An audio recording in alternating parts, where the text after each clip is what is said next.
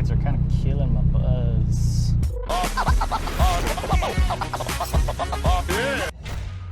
Hey, what's going on, everyone? Welcome to another episode of Hazard Garage. In today's episode, I wanted to quickly talk about the 10 things I absolutely hate about my supercharged wide-body Miata. So stick around.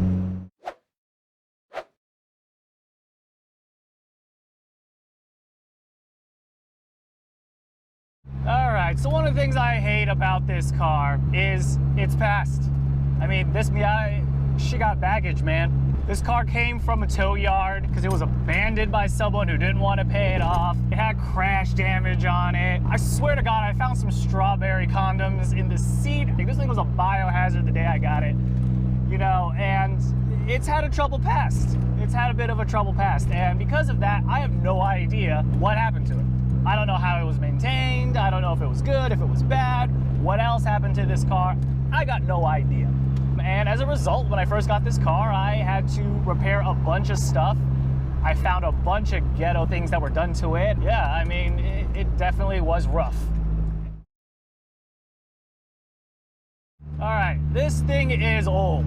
I mean, you know, this car was pretty hot stuff, but I started getting into cars when I was in high school, and that was about 15 years ago. You kind of forget the time passes by because the 90s still feels like it was only a few years ago.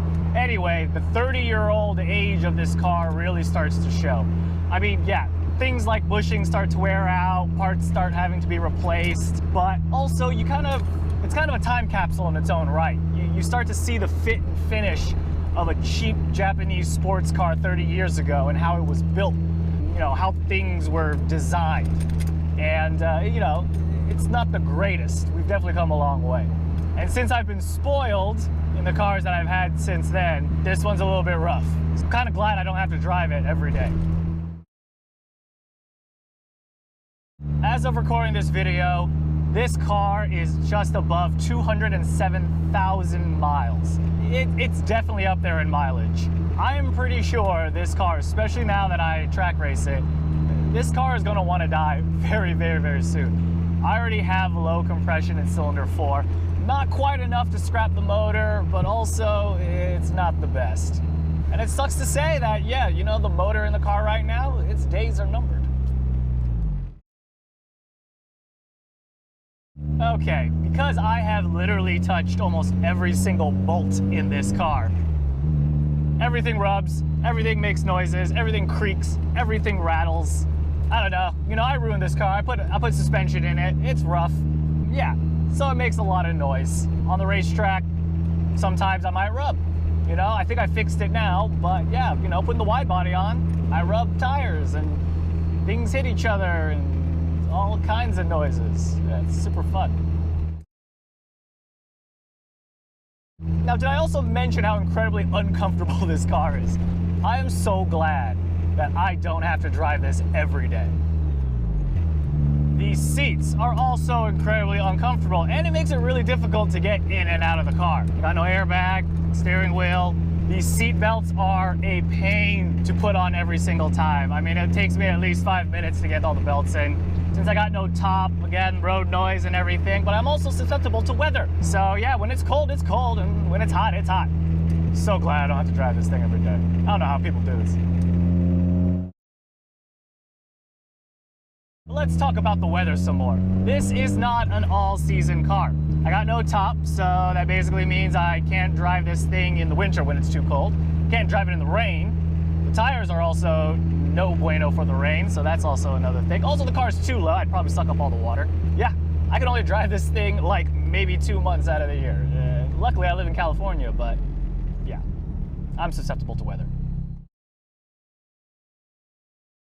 So yeah, this car has a supercharger in it, and it's lightweight, but it's also still pretty slow. You already know on the dyno app with the supercharger, the car put down 160 wheel horsepower. Now, yeah, 160 wheel horsepower, that's 60 wheel horsepower more than the car had before.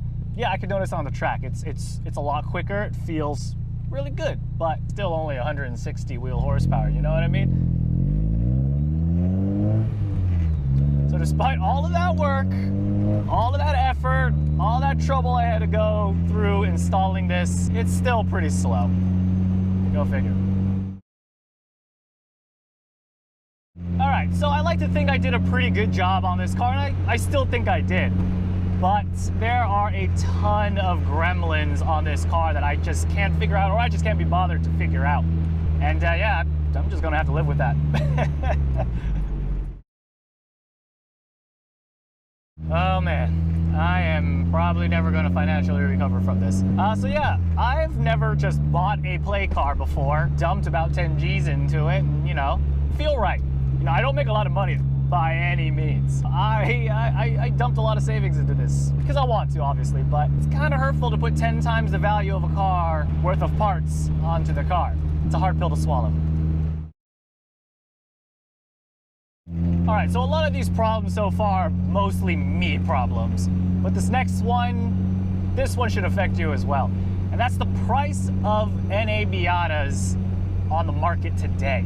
Now, I was pretty lucky, or unlucky depending on which way you look at it, and I got this car for $1,000. I mean, it was in rough condition, but it was $1,000. And looking at the market now, I mean, probably you could find the same condition Miata that I got, and people are trying to sell this for like $3 to $6 grand, $7 grand. I mean, I've seen some ridiculous prices.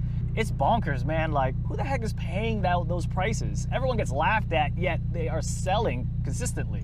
So yeah, I mean, the price of the Miata, I mean, it's a great car. It's super fun. I love the pop-up lights and everything, but come on. 8 to 10 grand for a clapped out Miata? That's ridiculous. Here's one thing I don't hate.